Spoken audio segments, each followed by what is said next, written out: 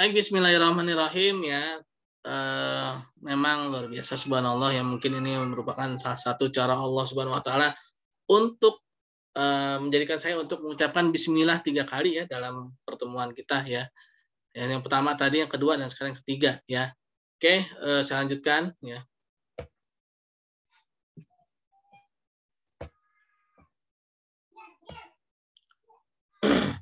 Oke teman-teman, nah, ini kita mengenai masalah muamalah ya. Yaitu ayat yang paling terpanjang dalam Al-Quran, surat Al-Baqarah 202 ya, tentang muamalah. Yaitu tentang apabila kamu menjalankan suatu perniagaan dalam perjalanan, maka catatlah gitu ya, faktubuh ya. Apabila kamu tidak menjumpai tidak memiliki ilmu mencatat, maka datangkanlah saksi ya, laki-laki 2 orang, kalau perempuan itu 1 laki-laki itu untuk 2 orang. Dan selanjutnya ya itu tentang muamalah, itu ada ayat yang paling panjang, itu 1 halaman ya, 1 halaman tersendiri dalam Al-Qur'an pojok ya. Al-Qur'an pojok ya, yaitu yang di Al-Qur'an pojok, karena dia 1 halaman itu dia ada tanda berhentinya gitu ya. Kalau Al-Qur'an yang dulu ya kan itu biasanya tanda berhentinya itu di halaman berikutnya ya. Nah, ini adalah ayat yang paling panjang. Artinya apa? Penting ya. Artinya itu penting. Ya, muamalah itu penting. Jadi muamalah itu bukan hanya bicara masalah ekonomi atau ekonomi Islam ya. Muamalah itu semua ya. Yang mana saya juga sampaikan kan, politik juga muamalah juga ya. Ya pokoknya segala sesuatu yang berhubungan dengan manusia dan manusia itu namanya muamalah ya. Nah, itu ya.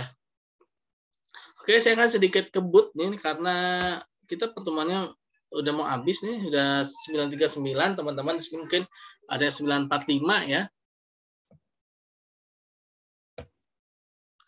Nah, ini perbandingan antara muamalah dengan ibadah tadi ya.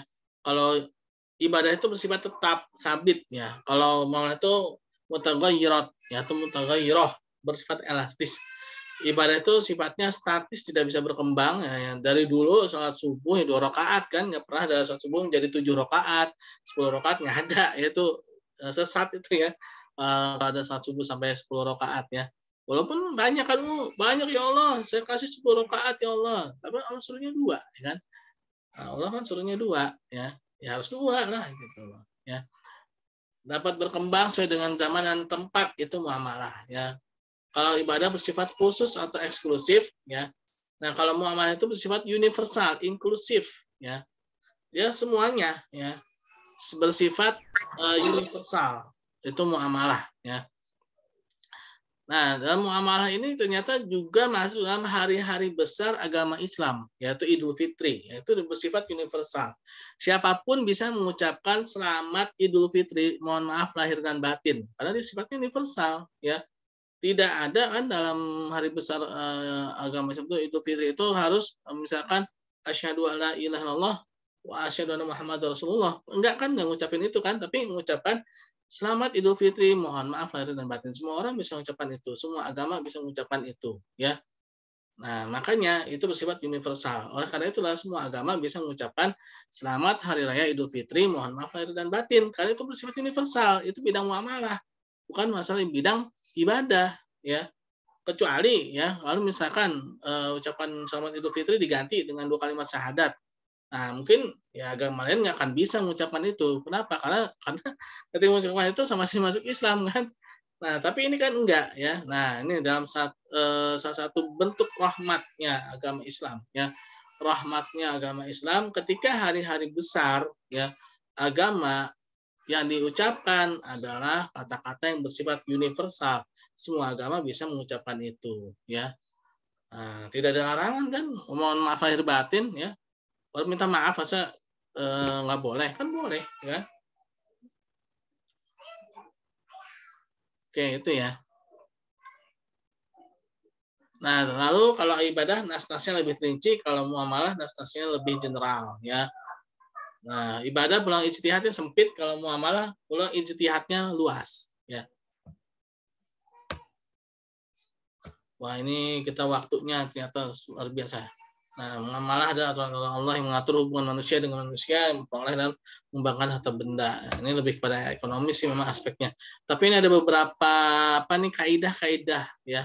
Kaidah-kaidahnya yang harus kita ketahui yaitu al-aslu fil ibadati tahrim hatta yadlilu dalila ala ibahatiha. Nah, hukum dasar pada ibadah itu adalah haram ya, kecuali kalau ada dalil yang menyuruh atau yang membolehkannya. Contoh misalkan sholat subuh ya.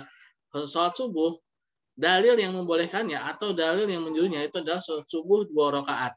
Maka kalau sholat subuh 3 rakaat itu menjadi haram karena tidak ada dalilnya ya. Nah, itu dalam ibadah ya, dalam ibadah. Hukum dasar ibadah adalah haram kecuali kalau ada perintahnya ya.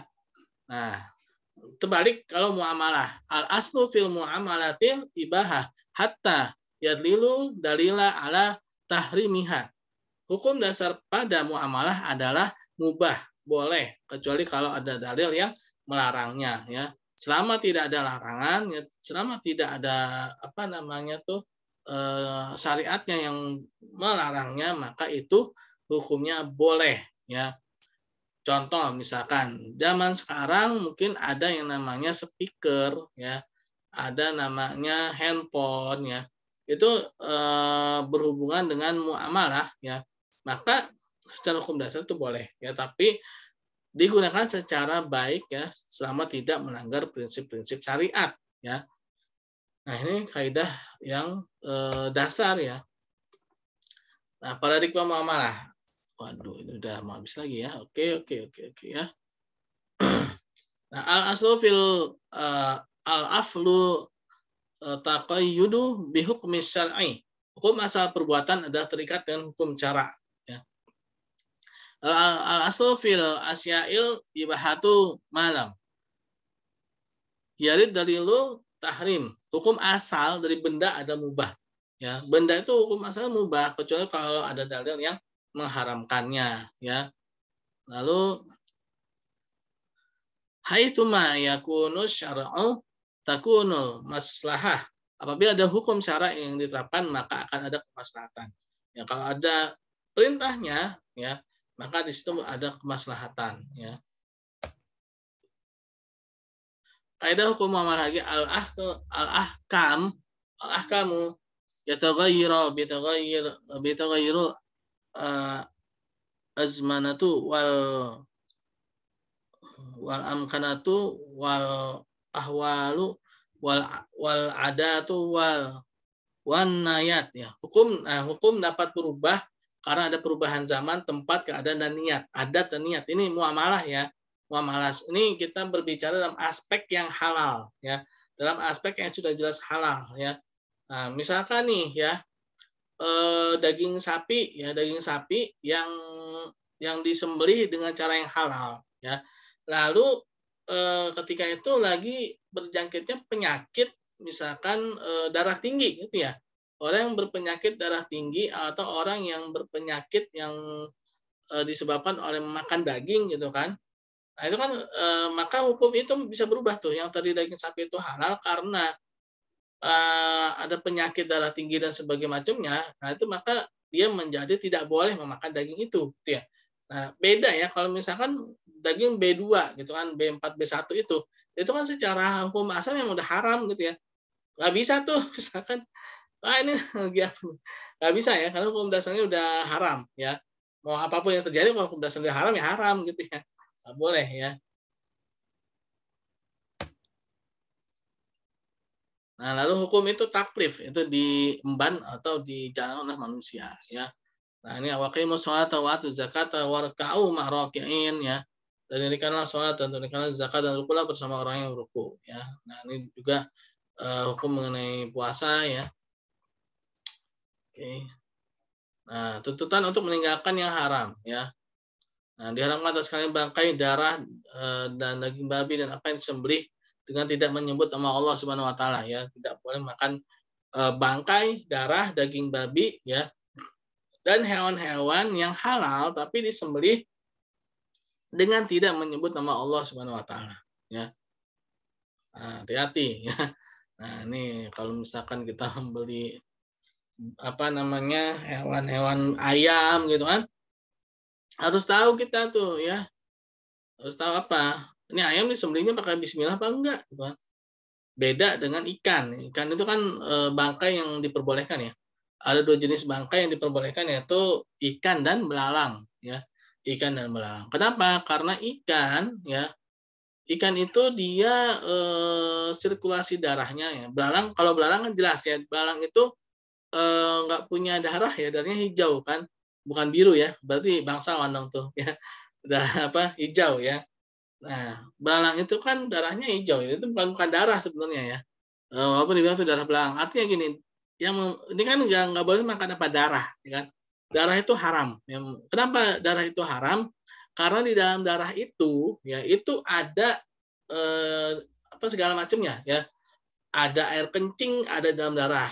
Ada kotoran manusia, ada dalam darah. Walaupun ada protein, ada vitamin, ada juga, tapi itu nyatu, ya. Dalam darah itu jadi satu, ya. Nah, makanya ketika memakan darah, itu sama saja kita tuh makan air seni juga, makan kotorannya juga, ya walaupun sudah ada protein, ada juga, tapi itu jadi satu kesatuan, dan itu nggak bisa dipisahkan. Itu darah. Ya. Nah, begitu pula dengan daging babi ya, apa namanya? Oh iya, bangkai itu ya. Kenapa bangkai itu haram? Karena bangkai darahnya itu sudah masuk ke dalam daging-daging hewan tersebut ya. Sudah istilah itu sudah menyatu ya, darahnya itu menyatu sama daging, makanya jadi haram bangkai ya.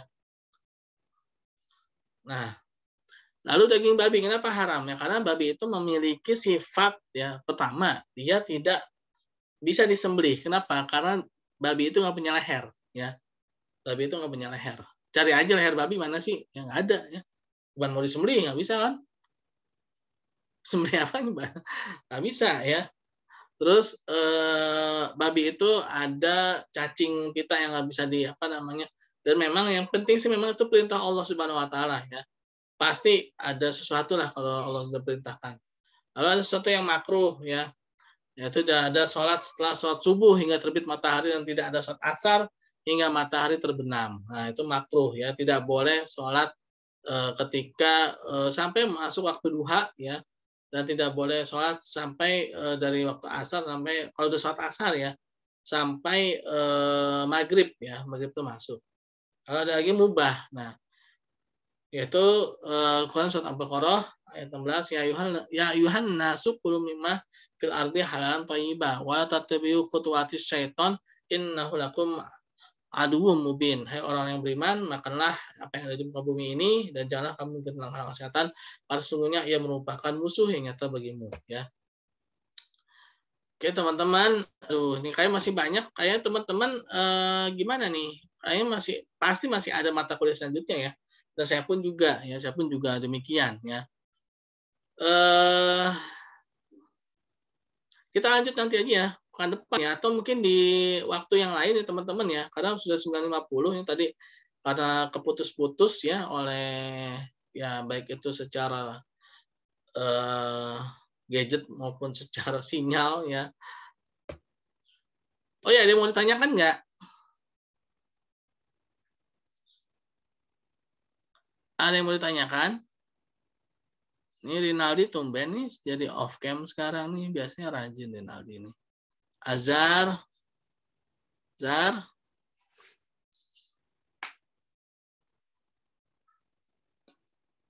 Marsanda, on cam ya. Nah,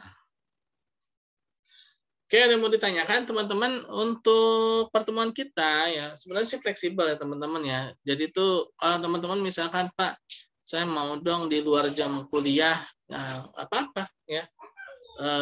Kita bikin pertemuan di luar jam kuliah ya untuk menambah yang terputus yang tidak tersampaikan ya.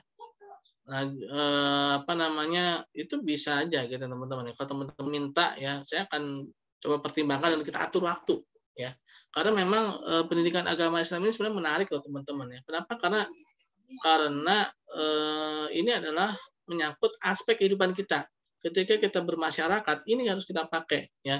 Ada dua yang harus secara kenegaraan itu adalah Pancasila ya. Nah, secara agama itu adalah agama Islam gitu kan. Nah, ini dua ini sebenarnya penting teman-teman ya. Ini ada dua ini adalah bekal ya. Bekal kita sebagai warga negara ya dan juga sebagai hamba Allah Subhanahu wa taala ya. Ini harusnya kita mendalami ini gitu ya. Kenapa sih kok sekarang muncul korupsi, kolusi, nepotisme yang istilah itu sesuatu yang buruk-buruk itu ya. Itu karena dua ini lemah ya. Lemah pada agama dan lemah pada falsafah gitu kan. Nah, dan anehnya ini dibatasi gitu loh. Dalam mempelajari ini dibatasi hanya pada di semester-semester awal saja. Seharusnya kan ini diulang-ulang terus kan. Nah, justru malah ditambah-tambah mata kuliah yang mungkin mohon maaf menurut saya itu istilahnya hanya mempelajari dampaknya gitu ya, dampaknya. Misalkan ya mungkin ada mata kuliah anti korupsi ya. Ya korupsi itu nggak akan muncul teman-teman. Korupsi itu nggak akan terjadi kalau kita itu agamanya kuat dan falsafah negaranya itu kuat, gitu loh. Ya, nah, jadi seperti itu ya. Oke, ada yang mau ditanyakan nggak?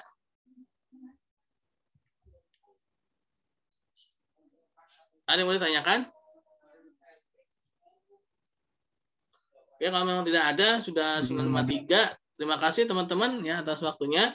Assalamualaikum warahmatullahi wabarakatuh. Subhanakallahumma bihamdi. Subhanakallahumma bihamdika asyhadu an la ilaha illa anta astaghfiruka wa atubu ilaik.